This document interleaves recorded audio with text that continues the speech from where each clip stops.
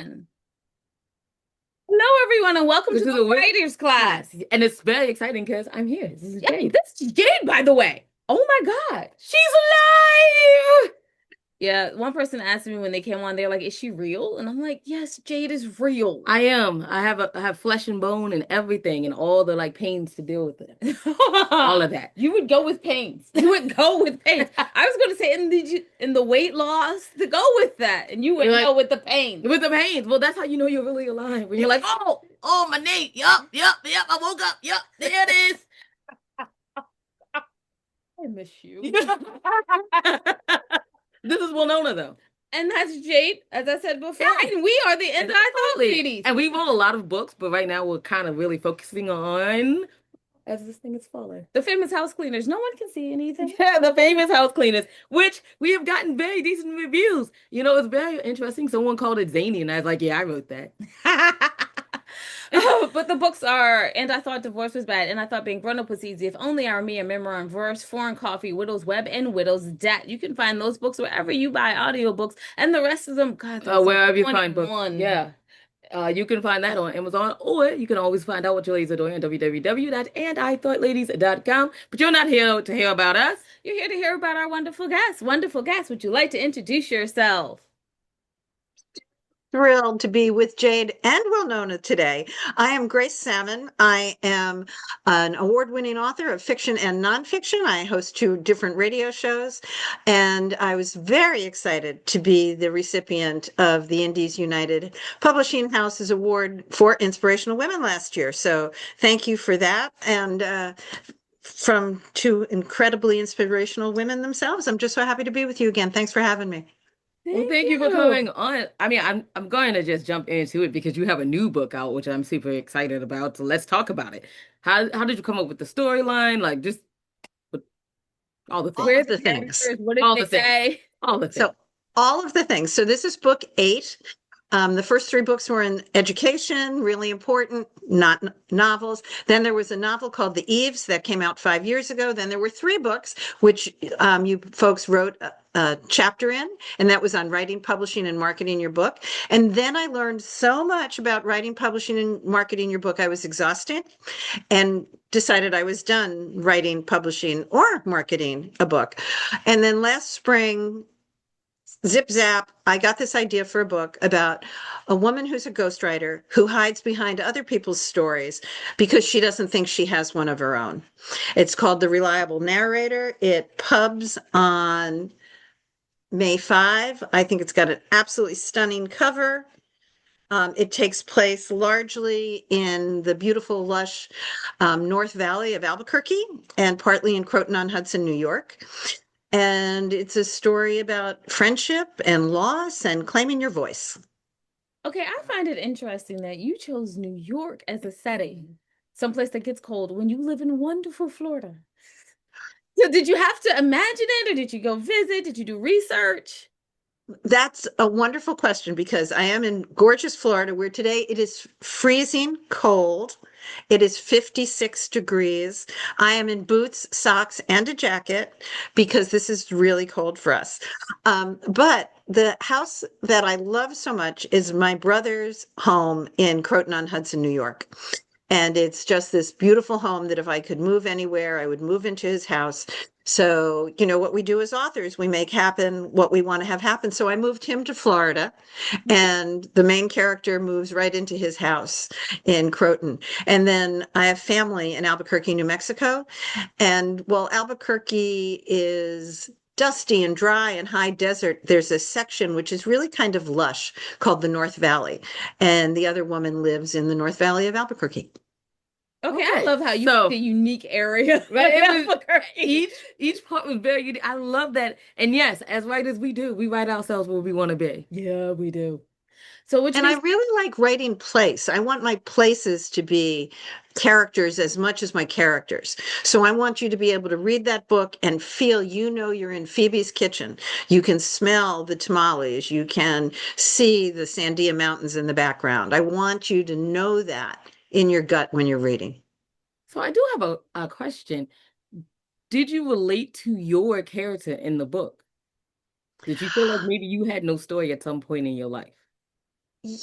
Carl Jung, the famous German, I guess he is, German psychologist, always says that everything we talk about when we dream, he's big on dream interpretation.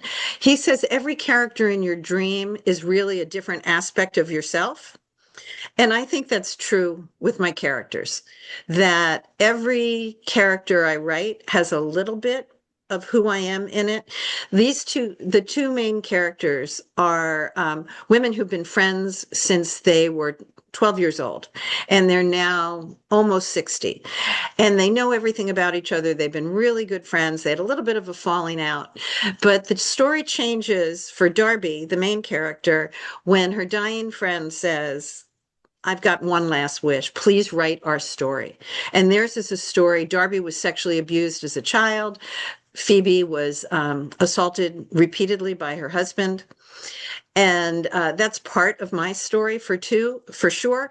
But it's not all of my story. I used that as a vehicle for Darby to find her voice. Why was she hiding? I'd been wanting to write about a ghostwriter for a long time, but I thought, why is she a ghostwriter? Why is she hiding behind other people's stories? And then it came to me, it's because she doesn't feel she has one of her own. She was silenced. She was told to be quiet. And then obviously that resonated with part of my background and story took off. Wow. That is amazing. You always have strong female characters and you get those voices so beautifully. Okay, how do you work on your dialogue? How do I work on dialogue? Yes, because your dialogue is always crisp. It has a nice little emotional underlayer to undertone to it. There we go. Underlayer. I've been writing for a while now. My book is due in 2 days, and I'm only on chapter 5. Well, So underlayer is a word now. There you go. I think it's a perfectly good word. Well known. It's a great. I'm going to use it in my next book. I don't know about you, but the characters talk in my head. So, I have a great coffee mug and it says, I may look like I'm listening to you, but secretly I'm writing in my head. The characters are talking to me. So I think that happens. One of the things I do is I read what I write out loud. And sometimes if I'm really lucky, my husband will read to me what I've written. And then I can really hear if the dialogue sits. I had a long series of dialogues in this book, and my husband, who's my first editor, was reading it going, I can't tell who's talking anymore because it was so much dialogue. So I had to figure out how to do that. And for me, having somebody read that out loud is the best way to do it. I have a friend who does it, and she has the computer do it, read it back to her, but it doesn't sound the same, I don't think. Oh, okay. Yeah, it doesn't sound the same, but we did that for this last book, the famous house cleaners, because we had to get that dialogue right. You got to get the dialogue right. Yeah, they get the dialogue right. I know, like, everyone absolutely hates AI, but I did have AI split the book up and do cast members so that, like, each person, and I was like, and if they got confused, I was like, we need to fix this. They don't know who's talking. So, well, it's interesting that you will know to bring up AI because the character in the book has a brother who is a prolific writer, and he keeps on saying, just use AI, just use AI. And she keeps on saying, I can't do it, I can't do it, I can't do it. But there is definitely a place for AI in our world, in our writing world. I think so. I think it's a lot easier than that's going to be a controversial statement right there when I say it, but I think so. It's definitely, I mean, as we used it for some of the reading it back to us, just to be able to hear it out loud, to be like, okay, that doesn't flow. Because after you stare at it for so long and so many editors have gone through it, you still want to do those final edits to make sure they're good, and you're just, that doesn't flow. I have to try something else. Exactly. And Jade, you talk about editors. I am newly impressed with editors. I had several people edit my book first, then I sent it out to a professional editor. She caught things that nobody ever would have caught. And then I sent it out to my street team and I still got 11 edits back. Yes. That is always. I tell people sometimes you have to give authors grace, all right? Sometimes there's going to be a couple of typos, but do you know how many people this has went through before you quit that typo? Oh, and some of them are like, how did everybody miss that? How did the paid editor miss it? How did I read it after the paid miss it? Things like a double, some things are simple, like a double period at the end of a sentence. Um, but I just caught one that says he apostrophe is, so he's is. So not only did I do he apostrophe s, but I also typed in the s is. Yeah, it's Mm-hmm. just, Yep. Got to fix those. but that normally happens when you're flowing, when the writer is really just like there, and it's just like Yes. it's almost like you were born to write this. Yes, Happens at Your some point. purpose on earth was to just write this passage yes, right yeah, here. And if anything, I mean, if something happened where part of the street fell away, you'd be like, give me a moment, let me finish the sentence. yep. Oh my So goodness. as we were talking earlier, you've had some challenges in your life. How did you still continue to write on these challenges, over these challenges, and just stick to getting this book out there? Thank you for addressing that. I think that we had a really rough year as a family, multiple cancer diagnoses, um, just so many different family challenges.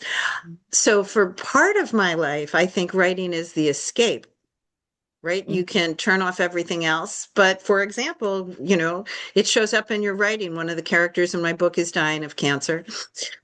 So part of it is a way to transform and to find a safe space for your head, or my head anyway. And for me, creating is really important. So the act of creating gives me life, which then allows me to be more present for others. I think the other thing is learning how to say no. Have to be much better at the yeses and the nos in my life so that I can have some time for my writing. And I think the other thing is making sure I make time for the important things, though. I'm so sad that you have a deadline in 2 days because that is a heavy, heavy thing to just have that. Not only is it heavy for, oh my gosh, I have to be creative and on point and give readers what they want and all of that in a 2 day block, but it also then precludes you from doing some other things that you may want to do, whether it's go play in the snow, which you have tons of up there right now, or whether it's just, helping out a friend that needs help shoveling the snow. You might not be able to be as present for them. So I'm trying to say yes more and more to the right things that give me life and the people I love life. I think one of the things you know about me is I'm always about trying to lift up others. That's people have lifted me up along the way, and I just think it's both a pay it forward and a pay it backward thing. So it's not always easy. I was lucky. Plus the truth of it, this story just flowed right out of me. I've never written anything so fast in my life. Well, I'm very excited. I'm very excited for the release date in May, but also you said that you were already writing the second book in the series? It's not a series. The next one's totally different. It takes place largely in Washington, D.C., where I did spend tons and tons of time and where my other books spent time as well. But in Great Falls, Virginia, where I think I've driven through it once, but it's a really beautiful part of Northern Virginia, very close to the Potomac River and these falls. The falls only are 170 feet high, but they go on forever. They cascade forever if you haven't had a chance to be there. And this is about a woman who is a radio show host, and she is married to a pathological liar. So it plays with the idea of what it's like to be married to somebody who's totally flawed, and how do you find happiness within that scenario.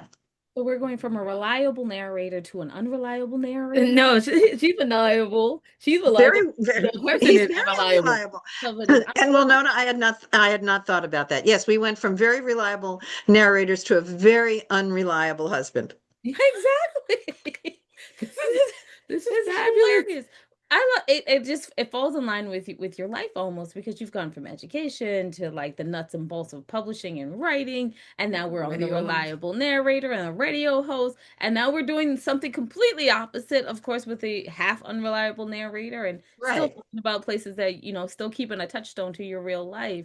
Has any of this made your writing better, you think, having the background education, obviously, and then knowing the nuts and bolts Does any of it, like when you sit down, do you be like, nah, no, this has definitely got to go in because this is what's in my head? A couple of things have really influenced my writing since the first novel came out 5 years ago. And part of that was the experience of doing the books on writing, publishing, and marketing, to see really so many other authors' progress and process and how they approached it. This time I was very influenced by Barbara Davis. Barbara Davis is an award-winning author. She's with Lake Union. I think she's 12 books, 12 novels, all of them bestsellers. One of them is going to be a Broadway musical in production now. One of them is going to be a Netflix. When I sit with Barbara, she talks about having every sentence sparkle. And I never thought about that. But she was all about, she counts the excuse me, she counts the syllables in a sentence. And if she edits that sentence, she rereads it to see if it still has a lyric flow. And I know, you both do poetry, and to have that's so important there, but I hadn't really thought about it in terms of prose. So this time I worked much harder on sentence structure. I worked much more deeply in terms of simile and metaphor, wanting a whole different sense of the reading. So I think the writing is much more compelling in this book. One of my favorite sentences is the mother and daughter have this big clash. They have a very ugly scene one night. And then the next morning, they are very uncomfortable around each other in the kitchen. And I remember going to bed that night and I thought, what happens the next morning? And I turned off the light and I went, they moved around the kitchen like overly cautious bulls in a china shop of emotions. Whoa. And I went, Love it. whoa. I Love don't it. know where that came from, but the idea that they were overly cautious bulls in a china shop of emotions. I just got up and then I wrote the whole next chapter. But I think it's because I put my head in a mindset of the best writing I could do. And maybe I should do that all along, but it was definitely a commitment to sparkling sentences. And then the other part of that is, and I'm finding that in this book as well, is I'm writing, I'm not a plotter. I write the beginning, I write the end, and then I find my way to the middle. But I'm doing things like I've already started the appreciation notes for the next book. I've started the book club questions for the next book. As I write a question, as I play with thoughts now, the unreliable husband's name is Seth, Seth. And as I think about Seth, the question I want book clubs to ask is, could you find him lovable? Mm. And then I went, oh, well, if I want them to ask that, I should build the book club guide now, right, as opposed to at the end. So I did that with narrator, and I'm doing that again. I really Wonderful. think that is wonderful. And I think that you said all along, but what people don't understand is even if it's not your full-time career, being an author is a writing career. And in a career, you're always learning, right? You're always going back and getting like, you sit through those boring days where you have Seminars. seminars and stuff like that because you want to continue to learn to get better at your job. And so for you to be like, hey, 5 years ago this, and then now I'm here thinking about that means that you sat through your own seminars. You created your own seminars through the books. And then you're like, oh yeah, so I should use this in my career. And that makes perfect sense. And I think a lot of people don't understand. And as we love our authors, right? You can read the first book and be like, wow, when you read the sixth book, they have come so far. But because that's a career, because they've been learning as they're going along. I think Right. that, what do you think? Oh, I think so. And it's also what makes it fun, right? If I was just going to sit down and do the same thing, I could do the same thing. So I I want to make it I'm going to be selfish about it. I want to learn. I want it to sparkle. I want to make people cry. I want to make people think. I want to lift people up. So if I want to do all those things, I better be good at it. Mhm. Exactly. So far, I hope I am. Oh my Oh, no, goodness. you are. You With know your you are. with your Oh, first, thank you. you did a great job. Like Yes. Yeah. I I admire was there. I was like, oh goodness. I admire anyone who can really do a strong woman voice and delve into the emotion because I'm not gonna lie, I am not that person We when it try to came write to the prose.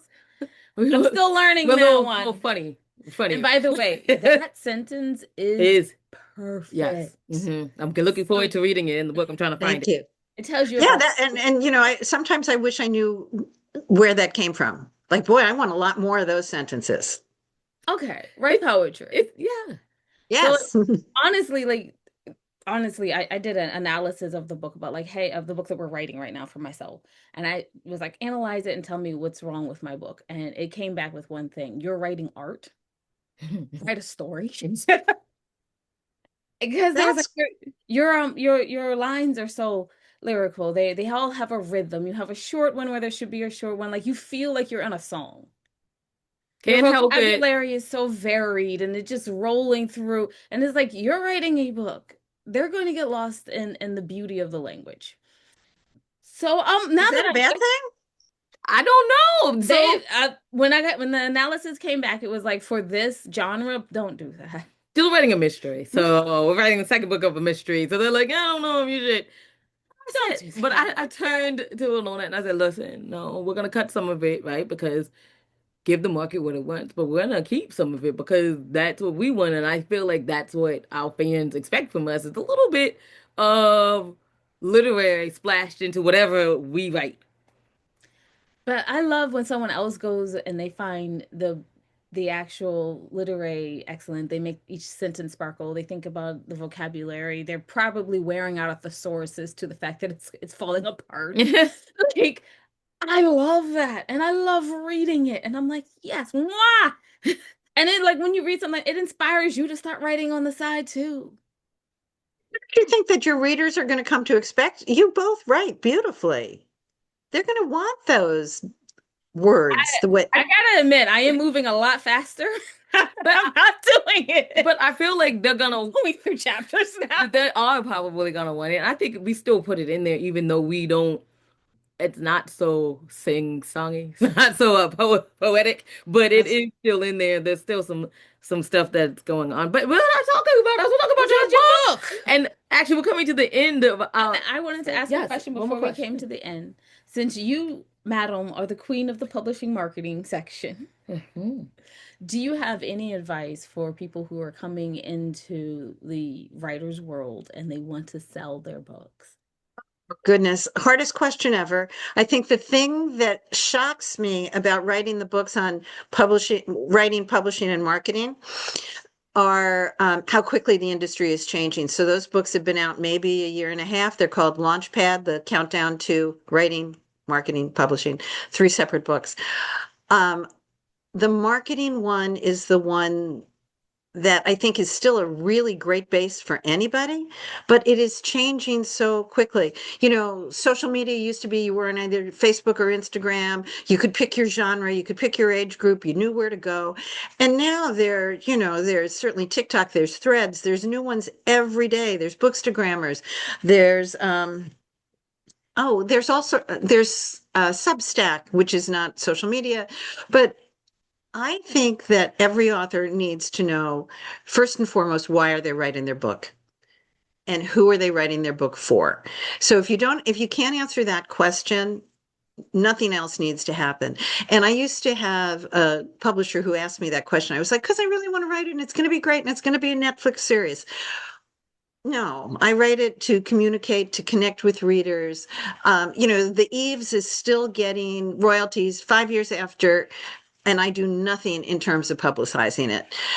Could I do more? Sure. Would I earn more? Sure. Uh, but I think that's the essential question. It's why are you writing? And who are you writing for? Then everything will flow from that. Yes, I believe you need a social media presence, but I don't know. There's so many other variables right now.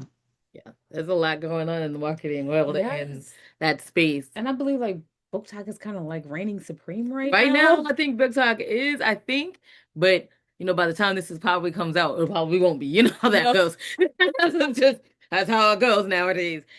So where can people pick up your book, pre-order your book, find out more about you, listen to your radio programs, all when the it things. returns. When it And returns. don't forget to pick up the Eve show. Okay, so thank you so much. You can find out more about me at gracesalmon.net, net.com, gracesalmon.net.